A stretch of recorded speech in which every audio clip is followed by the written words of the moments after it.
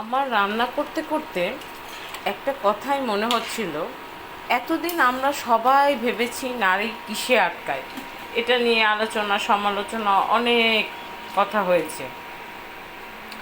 এখন moral of the history হচ্ছে, এখন হচ্ছে একটা মহিলা তার হাজব্যান্ডকে কিডনি দিয়েছে, কিডনি দেওয়ার পর সে সুস্থ হয়ে পরকীয়ায় লিপ্ত হয়ে গেছে। তো আমাদের এটা নিয়ে এত মাথা ব্যথা করে কি করব ভাই আমরা?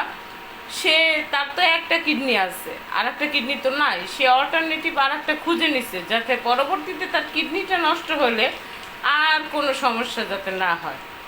কারণ এই ধরনের পুরুষদের আসলে কি করা উচিত, যারা এরকম কাজ করে? তার স্ত্রী তাকে এত ভালোবেসে সুস্থ করে তুললো, তাকে ছেড়ে চলে গেল। আসলে এই ধরনের পুরুষগুলাই আলাদা। যারা ভালো তারা তো ভালো, যারা এক নারীতে আসক্ত তারা কোনোদিনও এই কাজ করে না। আর যারা খারাপ তারা তো খারাপই। তারা তাদের স্ত্রী যতই ভালো হোক না কেন, তাদের অভ্যাসই ওইটা করা।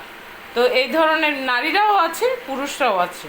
সো কোনোটা নিয়েই বেশি আলোচনা সমালোচনা আমরা করে লাভ নেই। ভালো মন্দ দুটোই আছে পৃথিবীতে।